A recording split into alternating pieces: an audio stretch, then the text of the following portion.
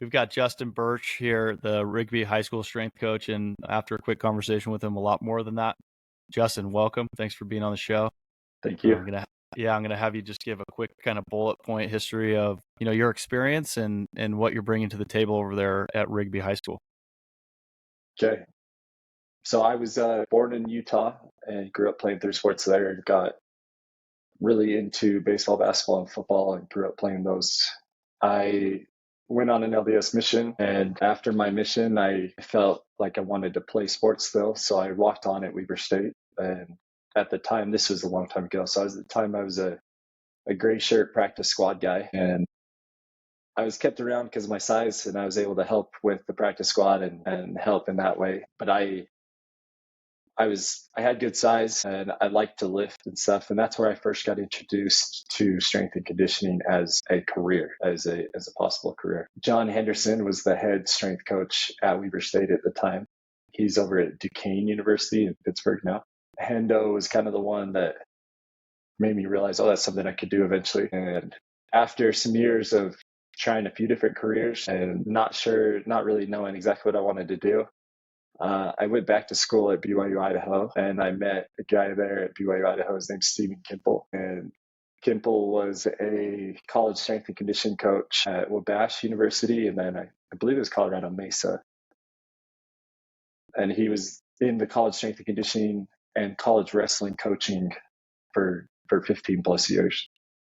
And as a professor at BYU, Idaho, introduced me to we took a couple classes with him that were strength and conditioning focused. And he introduced me to the idea of coaching college strength and conditioning and making it a full-time job the way he had. So when it came time to start doing like internships and stuff and wrapping up my degree, I was able to get an internship at University of Utah. And then while I was at University of Utah, it was like my first week there at University of Utah and interning with Cody Lockling and Parker Teagle and John Webster and their Olympic strength coaching staff. They made me realize like I didn't have much experience and I needed to get a lot more. So then I went and interned simultaneously at Weber State University. So I would wake up early and go intern and coach the athletes at Weber State and then drive across town basically to University of Utah and intern there for 7-8 hours in the evenings, towards the evenings. And then from there, I went to Grand Canyon University as a graduate assistant strength coach.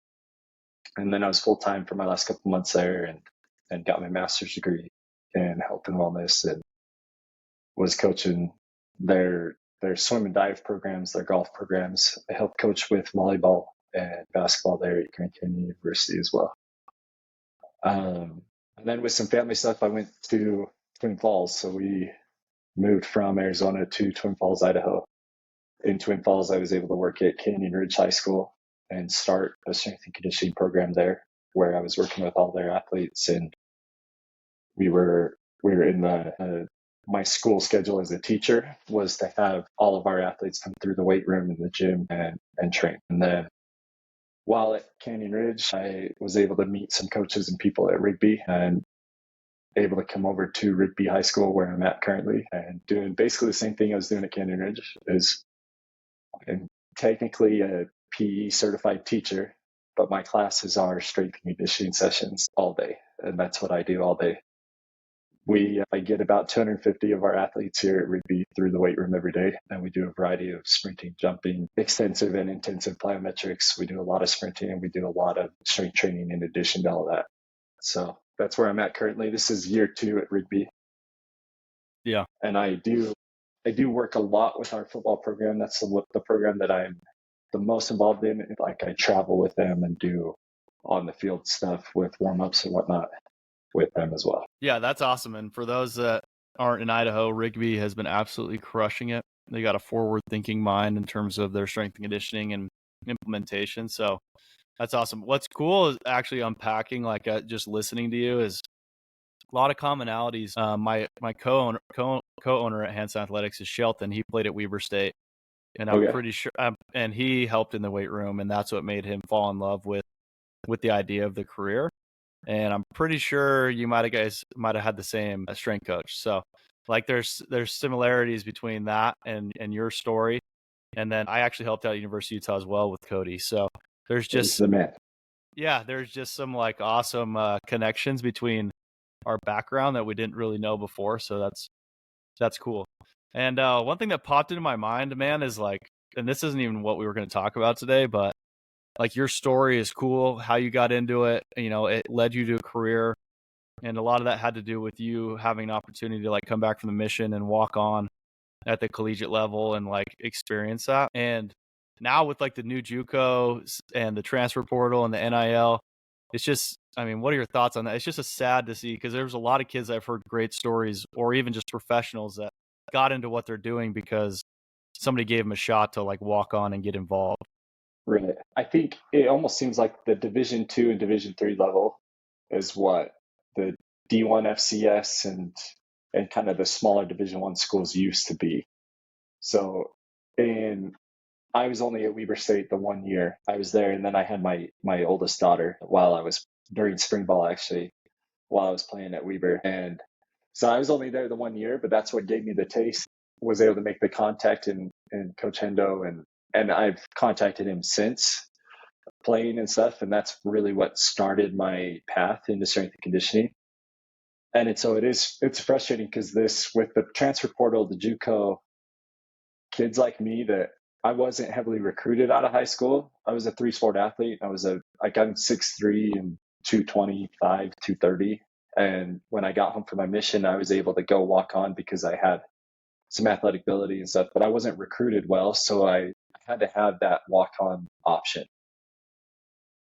And so I think now it's going to end up being Division II and Division III is the place that you're going to see those kids, those kind of people, which luckily it seems like most Division II, Division III, and NAIA programs are adding strength and conditioning as a component and adding more assistance with their sports staffs. It seems like that's growing a little bit, or has grown in the last 7 years since I've like started the strength and conditioning path, right?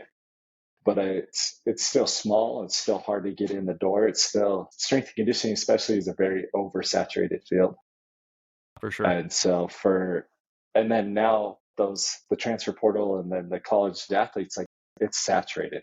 It's going to have to be the Division II, Division III level.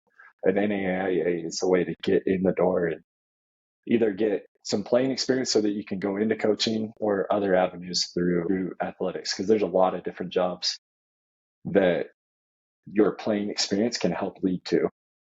Yeah. Yeah. I mean, I just imagine JUCO D2, D3 is going to start getting a lot more competitive too, because that's going to be like where a lot of kids, especially like our Pocatello kids, where they're, they're getting in these schools right now, but it's going to get more competitive for those spots. It'll kind of be like a feeder league, like hockey, for example, into potentially getting into the bigger D1 universities, right? So, yeah, it's super interesting. You're right on the nail on the head. Like as that happens, I'm sure those programs will develop more. Like we send out a lot of kids that are really unhappy with their strength and conditioning, or they don't have it at all when they go to these smaller schools. Yeah. Yeah. No doubt. And the last thing I'd highlight too, for like, we have some athletes that listen to this and their parents, like that level, that's going to be more realistic for a lot of athletes here in the next 2, 3, 4 years. It also, you need good grades, because a lot of times they can't give you a full scholarship based on your athletic play. You have to have some good grades and get some academic help, because those schools tend to be more expensive too. So just keep that in mind, like as you're developing your athlete. Like obviously it makes sense, we should be focused on school. That's the point of high school, right? But as sports get more and more popular, you just see kind of kids letting that slip and really focused on the sports side. But I think it'll be important that you have some good grades, even more so as we go into the future. So I want to jump into one topic you said you're pretty passionate about, you could talk about quite a bit, is kind of long-term athletic development. So I'll let you kick off on that, on your thoughts on that, and particularly like let's context it to, you get an athlete in high school as a freshman, and then what does that journey look like as they start to get older, junior, senior, start playing varsity, start getting recruited, stuff like that. Yeah. Really, so long-term athletic development is looking at the big picture and looking at the athlete as how can I help them get the most out of their high school experience. Most of our athletes, it feels like nowadays, feel like they can try to play at the next level, especially if they're a kid that's starting varsity, or playing a varsity role, they can get there. But your JV and younger athletes, oftentimes, like, they're not worried about playing at the next level. They're trying to get onto the field. They're trying to make varsity, or they're trying to progress to the next level. So it's no matter where somebody's at, as far as athletic development goes, I'm not talking about like skill development for the sport, just talking about their body, their mobility, and their speed, their power, the amount of force they can generate, and their ability to run fast, jump high, and be resistant to injury. So even if I have a freshman that is going to go play varsity right away in whatever sport it is, they're going to start on the same level as whether boys or girls are going to start at the same level as they're a 14-year-old athlete. They're not, in my eyes, like they're a 14 to 18-year-old athlete. They're not a varsity basketball player, because there's still things we can produce. Now, some of our really good athletes obviously have physical qualities, that they have good DNA and genetics, and they're going to be well-rounded, or they're going to be naturally strong or naturally fast. But those long-term athletic development qualities of speed, power, and strength, we can develop those over time, and everybody's going to start at ground zero as a freshman in high school with me. And even before that, we do some stuff with our 8th graders. So we're all going to start at the same level. And that's going to be making sure that we can move with really good quality and have good mobility and can work in a full range of motion. And then on top of that, then we're going to slowly start adding strength, but we're going to do it in an appropriate manner for a 14 to 18-year-old athlete. One of the biggest things that I hate is seeing on Instagram or Twitter where you have kids that are obviously young athletes and they're elite athletes, but they get thrown into programs that it's pretty obvious they're not ready for.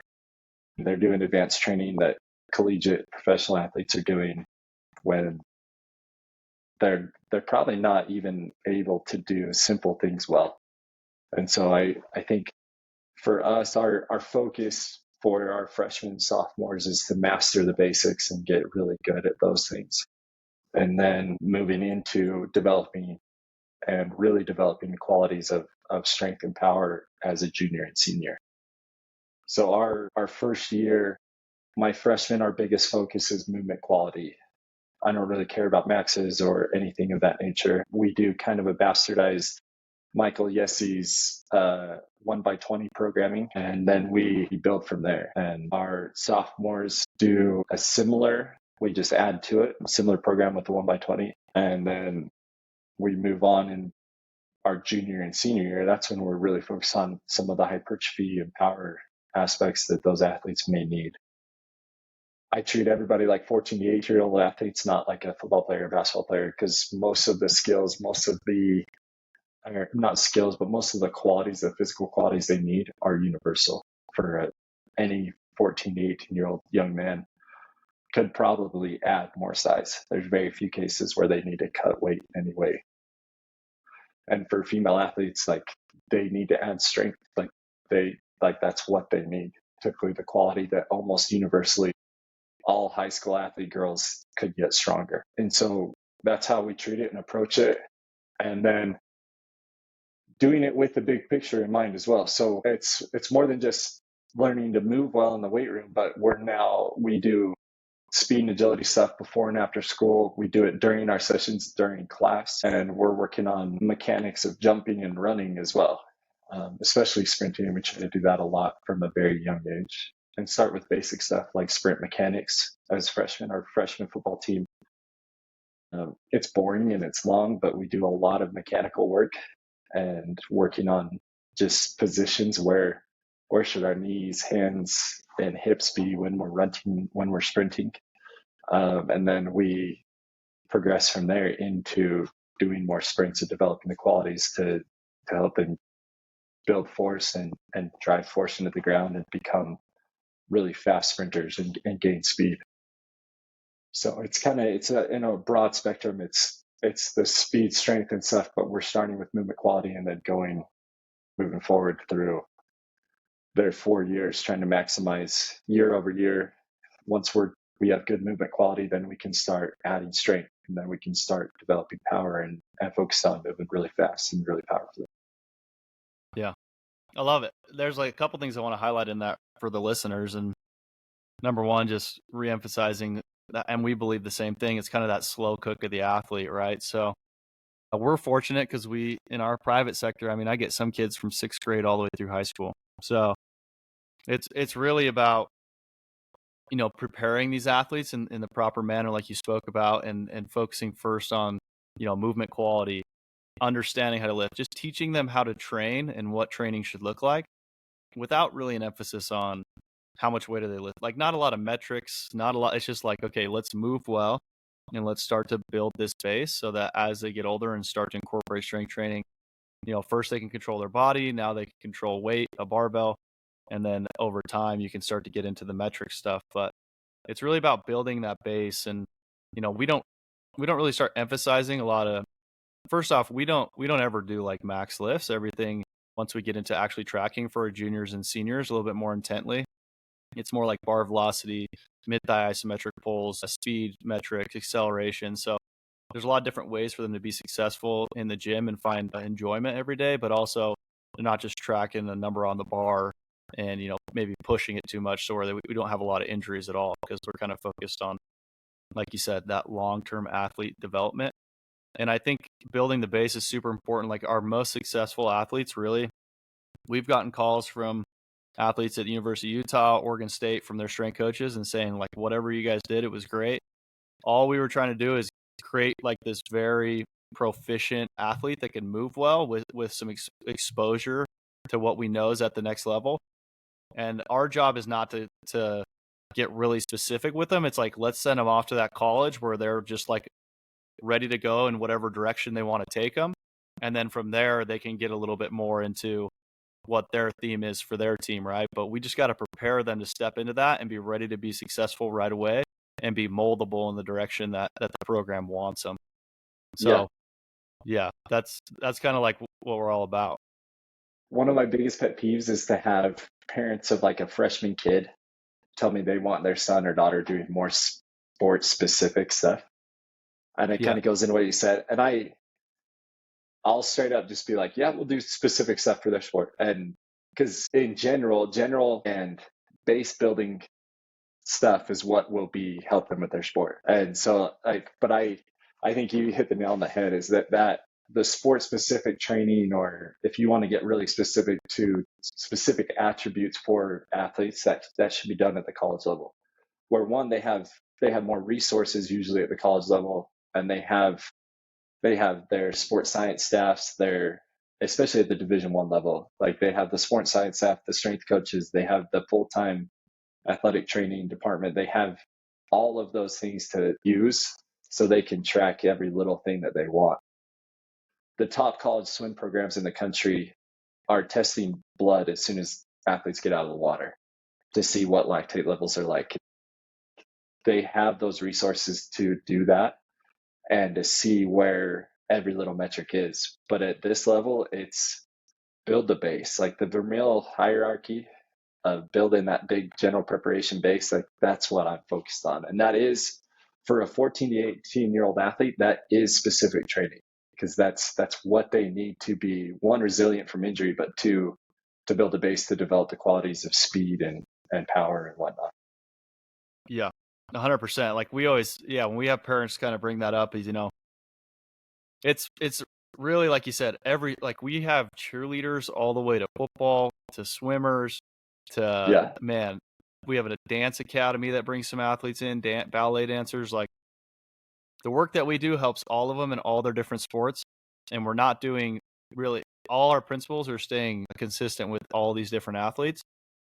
There's universal carryover, and it's all about, like, think about movement, and there's basic movement patterns. And the most athletic looking athletes on the field are just masters of the basic movement patterns, and they can put them into combinations. Like, that's what athleticism is. Like, if you need to give it a definition, is like being able to, consistently put together proficient movement patterns and then add an element of reaction, right? And then it's like you're one of the best athletes on the field. So I love that because I also like when somebody's like, oh, I want to do something that's like sport specific, we just nod our head and smile as well. But really, A, now's not the time. And B, even at my experience at the college level, they're still hitting the same stuff we're doing, right? Like it's Yep. like they're Yes, not doing exactly. anything crazy. And so are the NFL. Like I got to spend some time at combine training with Les Spellman, who works with some of the best in the country, Tony Villani, who works with some of the best in the country, and they are teaching the same principles to those guys. And the basics, man, like the speed work they do for the 40 is like it's really basic, and there's no like secret level unlocked when you get these higher levels. It's just like Right. let's get better at the basics and continue to build on that base that you've built as a youth athlete. Yeah. So that's huge. And I think that's, even if you can just take that nugget as a parent, know what you're looking for when you're going and looking for strength and conditioning programs or getting involved or whatever, that's huge to know. I think Go on ahead. that though, is if I was so I have a 9-year-old daughter that she's not super into athletics yet. She's a little gymnast and is really, really good at tumbling and stuff. And she's starting to get more into it and is playing basketball this year and soccer, and she's getting there. But if I was to take her and look for a strength and conditioning program, I think the biggest thing I would be looking at is I want to go find somebody who knows how to progress things over time. And so what I mean is that if I'm going to go work with somebody, I want them to show me how are you going to progress training for the next year or two or the next 6 months or however long my daughter's going to be training with you. Because I think that's where I struggle with some of the coaches and people I've seen is that you can see the highlights of stuff online or social media, or I'll talk to my athletes that are going to coach X, Y, or Z, and they're just throwing crap at the wall and hoping something sticks with their athletes, and they're kind of making it up as they go. And so for me, I think if I were to talk to a parent specifically, I would say like look for progression of training over time, and it's progression of training not only in the weight room but speed and agility and that kind of thing as well. What kind of plyometrics are you going to start my athlete with, and how are you going to progress that? What kind of speed training are you and sprinting type stuff are you going to work with my athlete with? And then what kind of lifting are you going to start with, and how is that going to progress? Because as bad as some of these parents of the 6th, 7th grade stud athlete, like they want them to be doing the same thing that the college athletes are doing or the NFL athletes are doing, like that's just not, they need to start still at ground zero and work up, because that's how those amazing college athletes or amazing pro athletes started as well. Like you can't burn the steak and jump into it going right into super intense training. Like those kids still need to build their bodies and still need to build the groundwork and the preparation. So I think that's, if you do have parents that are listening to this, I think that's the biggest thing is find a coach that knows how to progress training over time. Yeah. And there are a lot of good coaches that do that. Yeah. And I would add to that too, like all those points of like being able to have a conversation with the coach and they can kind of walk you through at least, what the progression is going to look like. And I would just warn, like, don't go out there looking for like sexy, right? Like it needs to be the basics. If they're doing stuff that you see on Instagram all the time with your athletes all the time, you're probably in the wrong spot. So, strength and conditioning, you always feel like as a coach, it's a battle. You're like, man, this has got to be getting boring because you're going through it like 5 times a day with different groups of kids. But you have to just keep in mind, like that's the type of work they need to do. And I think as a coach or a young coach, I got caught up a lot. Like I'd get bored with what we were doing. Yeah. Right. And be like, 100%. man, I'm like, we need to do something different. We need to do something, a little more exciting. And just like anything in life, like getting really good at just the basics and having consistency, especially with youth athletes, like they need consistency with movements to build the ability and the movement capacity and the understanding of the movement and just neurologically how to perform it. Like if you're changing the variation you're doing every week, or you're changing the movement you're doing every couple weeks, it's really hard for them to get, in tune with how to move and then create that pattern. So that's what I would add to that. Yeah. Love it. Awesome. Okay, so at the end, I always kind of ask two questions. I gave you a little forewarning, so hopefully you thought about it a little bit today. What is something that you've changed your mind on significantly throughout your career as a coach? I think maxing is something I've changed my mind on. I was I was very because at the college level we didn't max our athletes ever. We would at the most do a 5 or a 3 rep max, and it was just to track so that we could give an RPE to work off of and percentage to work off of. And I was so against maxing, felt like it was useless and whatnot. But there is some effect and there is some buy-in with maxing, and then I've kind of changed how I look at it. Is that so I'm lucky to have been able to fundraise and get some tools to max in a different way here. So we sprint and we do fly 10 sprints, and we try to max out our miles per hour. And we do that about every 12 weeks. We'll retest and do those tests or those maxing out. We do the same thing. We have a jump mat here. So it's not, I mean, I know the jump mat isn't the most like, what's the word? Like the most scientific tool, Yeah. but it does give you a number, right? And so we'll max out doing that. And we do max a few lifts, but we do it in an appropriate way. And because our high school kids, they like it, it's fun, it's something to look forward to. And then two, what creates buy-in is because we do a lot of the same stuff over and over and over again. And we are doing a lot of the basics repeatedly. But when a kid in 6 weeks knows I'm going to max on this lift, like, and then they get to that day, they max and their numbers have gone up, like that's a huge buy-in. Then it's like, oh, all that basic stuff we were doing forever that was really boring and frustrating was really, really good. And so I think that's a really useful tool that I honestly at the college level didn't find much value with maxing and stuff, because I was there to create the best swimmer I could or the best golfer I could or whatever sport athlete I was working with. Whereas for the mindset has changed that I can track maxes a little bit and create buy-in, and it's a huge way for me to create some buy-in, especially with a high school athlete. It's something they can look forward to and work on. And so I don't hate it. We do it in a very different way than most places. We don't have a big 1 rep max party with the music blaring and stuff like that. But we do max, and I teach the athletes how to max. And usually we're doing a 3 or 5 rep max, but we do it to create some buy-in and to track numbers over time, and to, like we talked about with long-term athletic development, to see how the progression and how we've improved over time. Yeah. I love it. And we're the same way. 3 to 5 reps is where that's the lowest we really go with our athletes. Our answer to that that's where we started the mid-thigh isometric pull.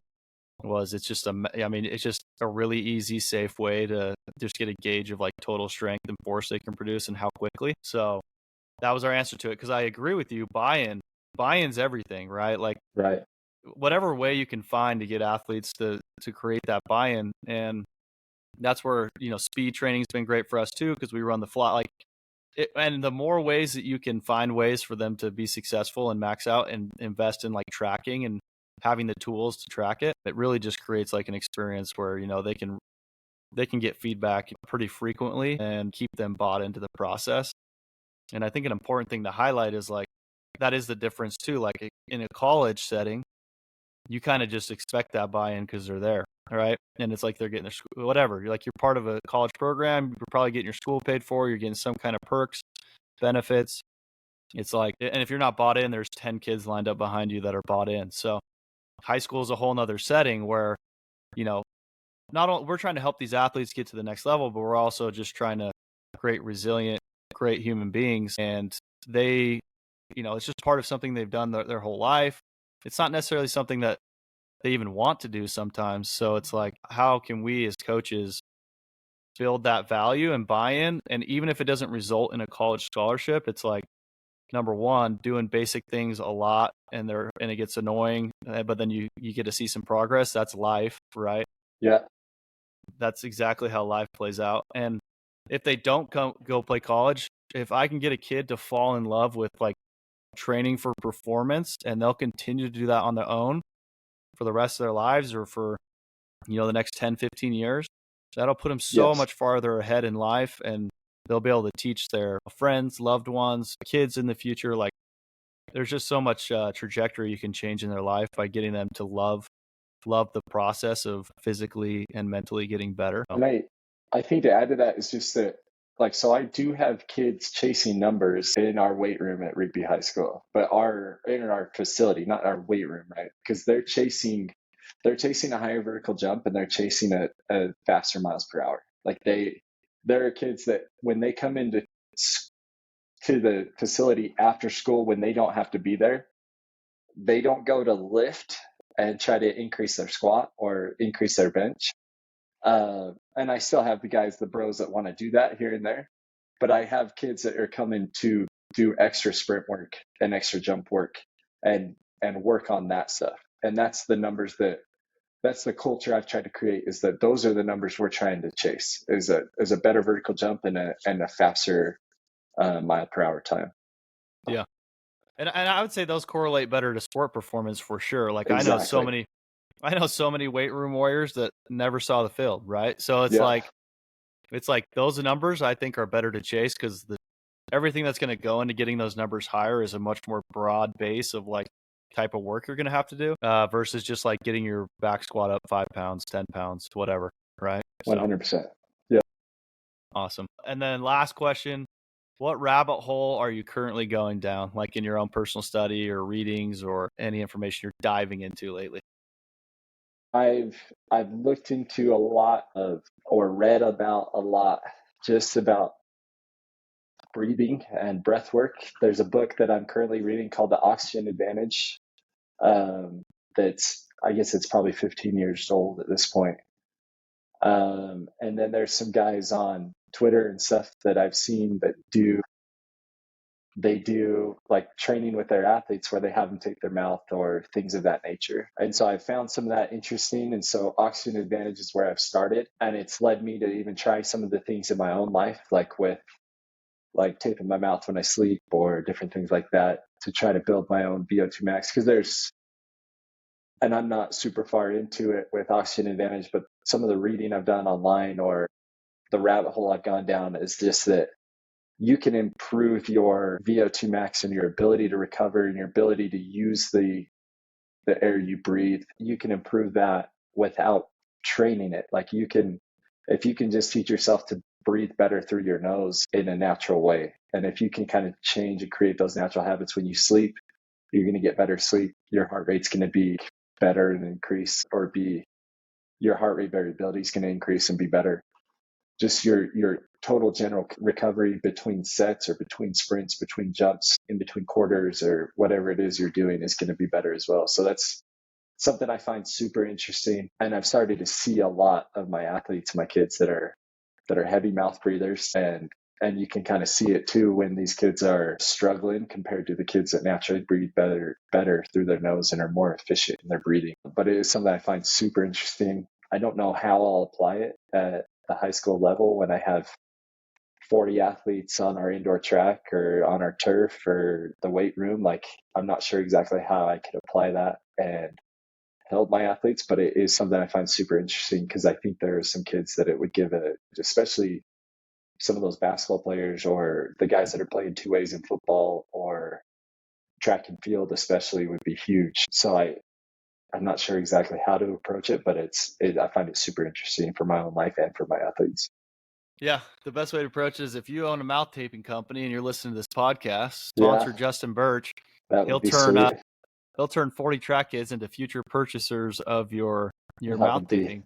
Right? Yeah. That's interesting you bring that up, because I've been mouth taping for about a year and a half now, and has made some big changes in terms of even just like I used to have one nostril that felt like it couldn't bring in as much air all the time. Like, I would notice it.